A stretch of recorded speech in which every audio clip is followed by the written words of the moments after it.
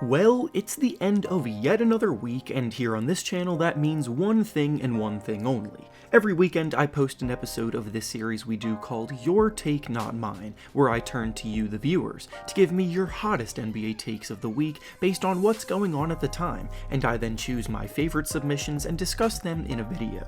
This week the play-in games all went down, and the seeding is officially set, so of course there's plenty for us to discuss. In order to submit your takes, I make a community post either on the day of or the day before the video, similar to the one that you see on your screen now. So if you want a chance to be featured in a future episode, be sure to stay on the lookout for that. Before we start though, it turns out about 62% of you watching right now aren't even subscribed to the channel, so please, if you enjoy the content, consider hitting the subscribe button, as not only does it help out a ton, but I would also very much appreciate it. Now with that being said, let's begin. The first take we'll be discussing comes to us from Engineer, and he says that the Utah Jazz feel like the weakest #1 seed we have ever seen. The Jazz have been stigmatized in this sense pretty much all season long, and along the way, they've been called frauds and drawn comparisons to teams like the 2016 Atlanta Hawks. Not only is this incredibly disrespectful, but it's more than likely just flat out not true. Obviously, if they end up getting eliminated in the first round, I might have to backtrack a bit on this idea, but takes like these just seem to come about whenever teams are dominant without true superstar talent leading the way. The best teams in the NBA do typically have a dominant superstar, and the Jazz have a much more cohesive unit and balanced production coming in a variety of areas. Yes, Donovan Mitchell and Rudy Gobert are both all-stars, with Mitchell being a very high-quality scorer and shot creator, while Gobert holds down the defensive side of things at an elite level, but they are a tier below the top tier of players that dominate at the superstar level, and that's why they're viewed the way that they are. However, I definitely disagree with this notion that they're a weak 1 seed, because they have an incredibly deep team with highly productive players in so many different areas. They have shot creators in Donovan Mitchell and Jordan Clarkson, a veteran playmaker in Mike Conley, top tier shooters in Joe Ingles and Bojan Bogdanovic, and obviously the best defensive anchor in Rudy Gobert. They're as good as any team in the West at their best, and I don't think it's smart to overlook them by any means. The next take we'll be discussing comes to us from Akira, and they say that the Warriors should trade James Wiseman if they want to contend next year. So we all just watched the Warriors lose the play-in tournament, officially getting eliminated from the playoffs before the playoffs even start.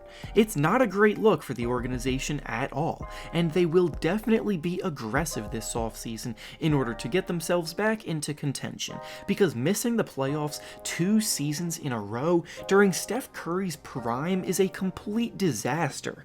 James Wiseman had a pretty inconsistent and polarizing rookie season, filled with bright spots and frustrating moments alike, and while in hindsight many are regretting the pick, he will still have plenty of value on the trade market because of his youth and potential for down the line. If the Warriors try to put together a package of Wiseman, the first round pick that is top 3 protected that they are owed from the Timberwolves for this year's draft, and maybe someone like Andrew Wiggins or other assets, it could be a solid package to bring in someone capable of providing legitimate impact for a contender. I realize a lot of fans don't want to give up on the young guy, because he definitely does have promise, but the fact of the matter is that he just doesn't fit their timeline right now, and he's definitely a few years away from being a positive in the rotation consistently.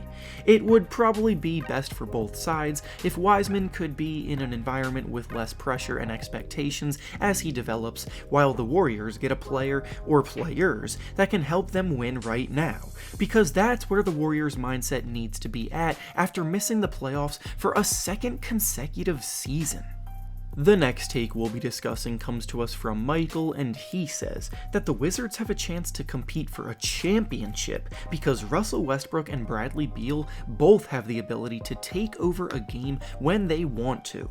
See, this kind of logic was kind of in play before the season started, but like, come on. Compete for a championship as an 8th seed? Really? I know the excitement about their play-in game victory the other night was fun to watch, and they're definitely a dynamic duo, but they just barely snuck into the 8th seed for a reason.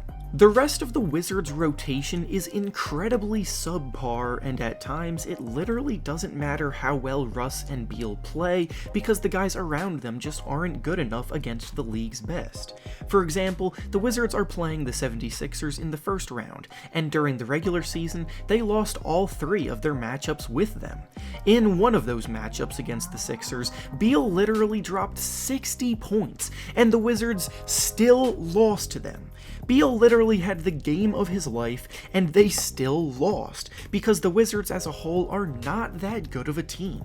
Russ and Beal have done an incredibly impressive job doing all of the heavy lifting to get them here, but if we're being honest with ourselves, this series will likely last about 5 games at most. And finally, the last take we'll be discussing today comes to us from Muhammad, and he says that the Clippers were better off playing the Lakers in the first round because of all of their players coming off of injuries instead of facing off against the Mavericks. So to end the season, the Clippers did a pretty blatant tank job in order to secure seeding that would prevent them from having to play the Lakers in the first round. Obviously, playing the defending champions in the first round is typically worst case scenario, especially considering the little rivalry that's been brewing between these two teams.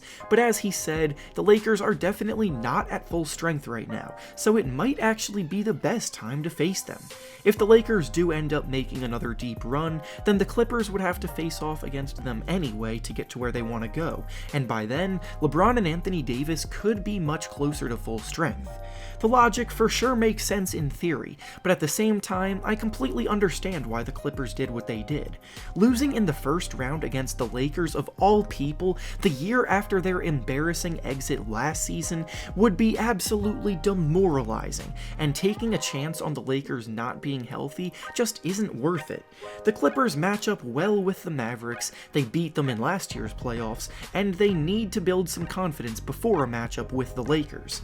The human element side of things is where this logic of the original take comes up short for me, because on paper it definitely does make sense. And with that being said, that's all I have for you today. Make sure to like the video, subscribe to the channel, and comment down below what you think about the takes discussed today. Thanks for watching, and I'll see you all next time.